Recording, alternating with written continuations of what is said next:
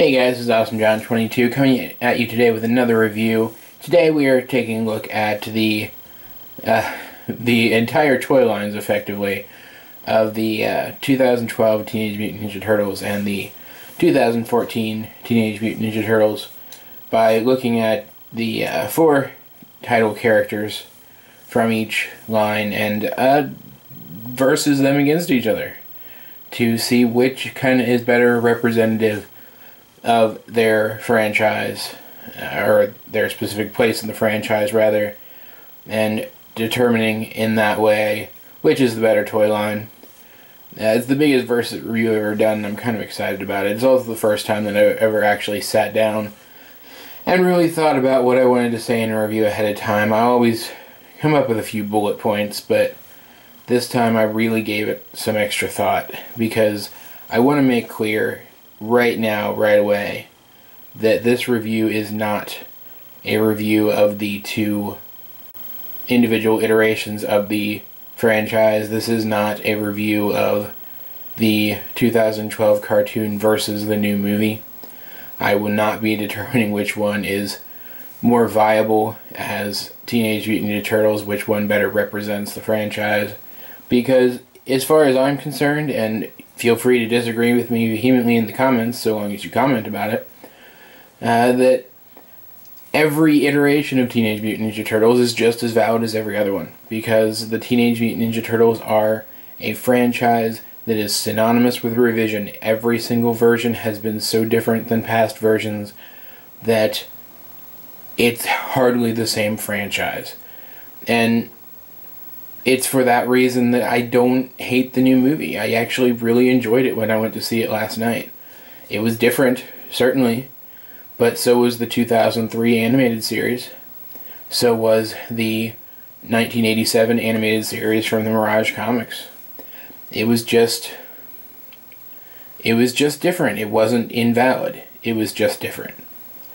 And that's why, when it really comes down to it, I really do like the new figures from the new line, and see them as just as valid a representation of the Turtles as their 2012 counterparts. So today, we are going to actually, despite my flair for melodrama, keep things very simple by looking at these characters in the categories of detail and paint, articulation, and finally, the possible game-breaking category of which one is more accurate to its own franchise.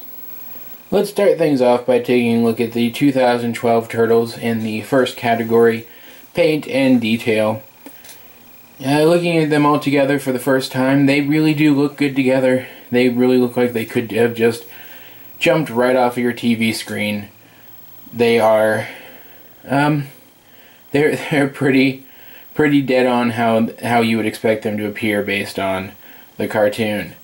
Already coloring my opinions of future categories. However, I do have a couple of issues with these figures. Despite the fact that they are very, very nice, they're very sparse on paint details. And as I said in their individual reviews, that is pretty in keeping with the style of the show. It's just, for whatever reason, I can't help but feel that they could have done more. Whether it be painting the stitching on their belts, or simply painting their belts, you know, more rich colors. In the terms of Donatello here, for example, he has this harness, and while the buckle is painted, he has some cross-stitching that is not. Zooming in on it. Also, his entire harness is made of this dull brown plastic that I feel could look a lot better. Also, with as sparse as paint is on these figures, I really wish they could have spared some money in their budget to paint the weapons. Even if it was just painting some brown or some silver on Michelangelo's nunchucks, if they didn't feel they could do both. Or painting the wraps here on Donatello's bow staff, maybe the same color as his hand wraps here. It just feels like they skimped in a couple places where they didn't necessarily need to. I don't feel that there's enough paint on these figures to justify cutting back on paint applications anywhere. Maybe it's Playmate's policy to leave the weapons unpainted. In fact, I can't remember a single Teenage Mutant Ninja Turtles figure over the years that had painted weapons.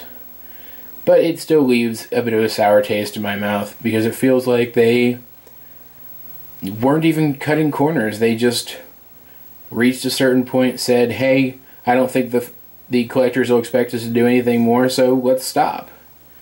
And it kind of bums me out a little bit.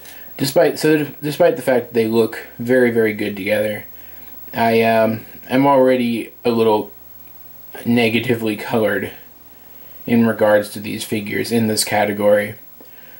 So you could probably see where this is going to go. Still, I'm going to put you through it because I'm just that kind of guy.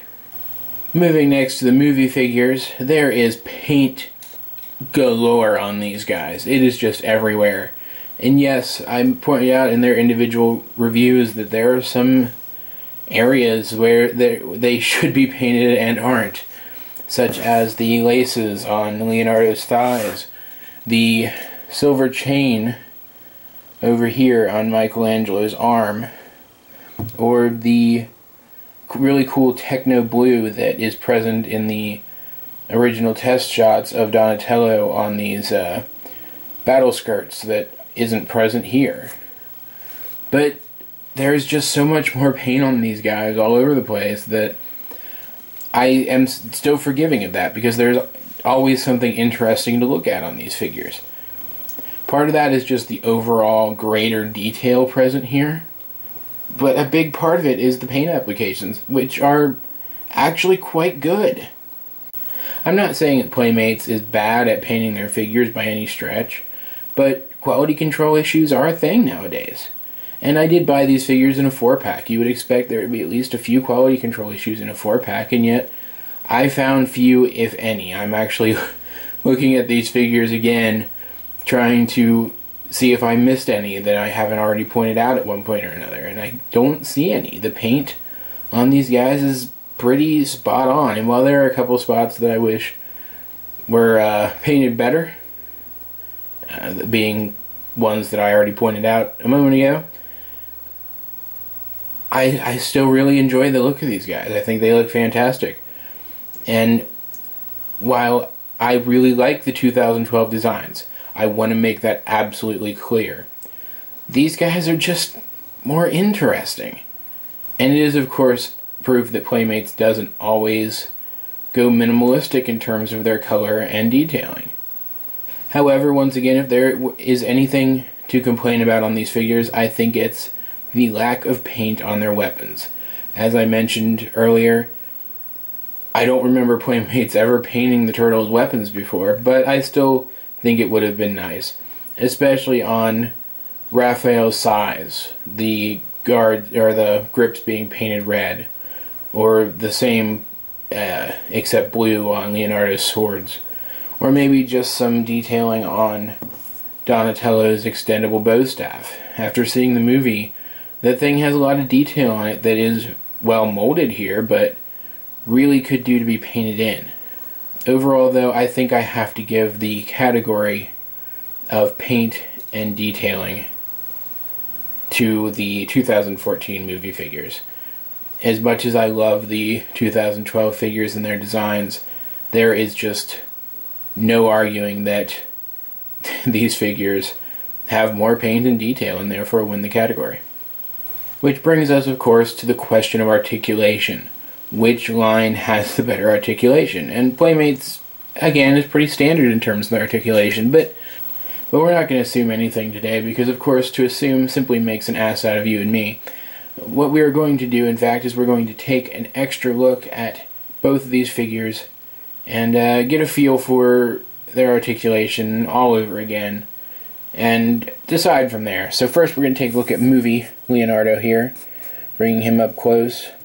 He does a good 360 rotation at the shoulder, and he's totally going to drop that sword, so I'm going to move it. He can lift his arm up about yay high, and he can bend 90 degrees at the arm, pretty much exactly 90 degrees. His head can rotate, though the rotation is a bit underwhelming because it mostly just spins his head around in that weird angle. And his legs can move forward about that far and back actually just a little bit further, and they can rotate like so, giving them some additional range of movement. They rotate below the knee, just as the arms rotate below the elbow, and the knees do bend ever so slightly.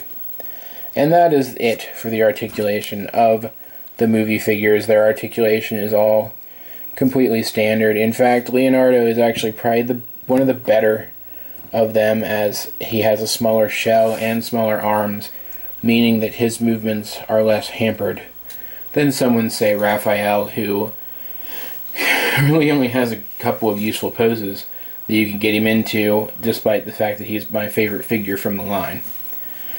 Moving into Leonardo, kind of taking him off to the side, bringing this guy up close. Starting in the legs this time, we can see a much greater range of movement, in and out, forward and back. In fact, his front shell is actually made of a soft rubbery plastic, allowing his leg more forward movement. Very, very nice. His arms can go up about yay far and all the way down as well, and they move in all of the same places as the movie figure. The only difference being that his arms can't quite reach 90 degrees. His knees bend a little less than 90 degrees. He rotates in the same spots in the legs.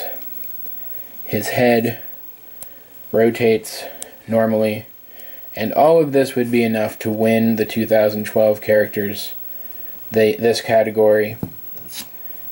And then they also have wrist articulation. These guys are ninjas.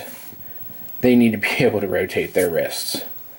It's just a fact. So, not surprisingly, if you follow my Versus reviews and pick up on the pattern, the 2012 Teenage Mutant Ninja Turtles figures win the second category, articulation, pretty much as soundly as the movie figures won the first category, making the third category the game-winning category. So moving on to the third category, which will mostly include a lot of me talking, we're going to take a look at which of the figures better represent their own little portion of the franchise in terms of the accuracy to their on-screen counterparts. And both do a very good job. Let me say that first and foremost, they are both very, very good in terms of their accuracy. Each of these lines are. Having seen the new movie, which incidentally is why this review had to come today and not before today, I have a much better sense of these new turtles and their environment and how they're going to be represented as the new movie franchise goes forward. And I've mentioned several times now that the 2012 toy line started out pretty inaccurate but got so much better with the second releases of the characters. Looking at these guys, they do look a lot like their on-screen counterparts. They're great. They're great figures. They look more like their on-screen counterparts than the 1987 figures did, if you want to get really technical about it. But there are still some really odd differences. Looking at just the 2012 figures, there's a few that are pretty noticeable. First of all, of course, none of the weapons are painted, so they don't look quite like their on-screen counterparts. Also, and I appreciate the attempt to differentiate the turtles more than they would be otherwise, there's a greater variety of color here, going from one character to the next, than than there is on screen. Turning them around is pretty obvious that there are no two shells here that are exactly the same color. Donnie and Mikey are pretty close. Leo's pretty close to Donnie, but Raph, his shell is much, much darker. And I don't dislike it, don't get me wrong, but I don't remember their shells being all different shades of green in the cartoon.